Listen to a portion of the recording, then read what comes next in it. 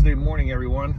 I'm en route to the church, and today we have Lynette Stewart's celebration of life. Probably will see some of you there, and I'm kind of getting a little bit later start. I stayed in Boerne instead of in Quehee last night, and this morning could not find my keys, and so I'm about 20 minutes behind schedule or so. But I'm en route along with my dog Kuna, and to the parsonage the next day or so. Make sure you knock, because Kuna will have a field day with you. Holy mackerel, that truck almost hit me. Kuna will have a field day if somebody shows up unannounced, so just let me know. But anyway, we are in 1 Peter chapter 3. We're doing verse 8. And Peter says, "Finally, all of you have unity of mind, sympathy, brotherly love, a tender heart, and a humble mind." And we're just going to do that verse because now that we've talked about all of the different relationships that Peter wanted to address, our relationship with the government as citizens, our relationships as servants, our relationship as husbands and wives, now he says, okay, for everybody, this is all going to work out well if you have a unity of mind and brotherly love and sympathy, a tender heart, and a humble mind.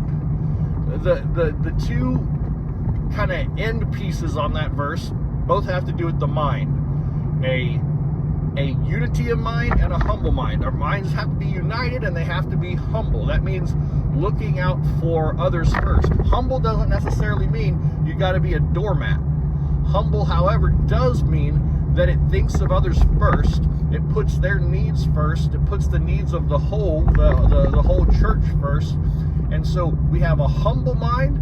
And when we can have a humble mind and seek each other's well-being first, then we can be united in our mind and have that unity of mind.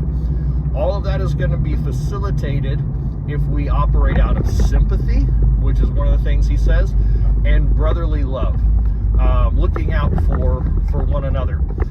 This is really what puts a cap on all of the instruction he's given to all of the relationships so far, and basically says, this wasn't about just emperors and citizens. It wasn't just about servants and masters and husbands and wives.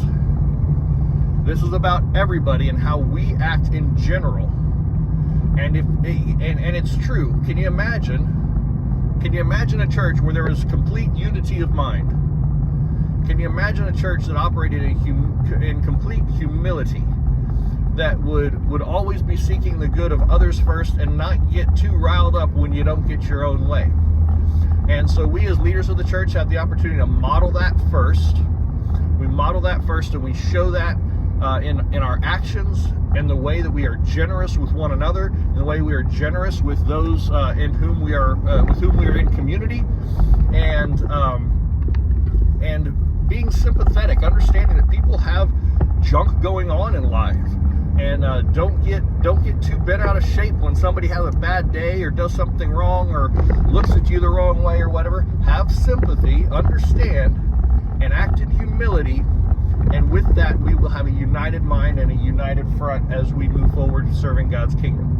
That's our message for today. One of messages.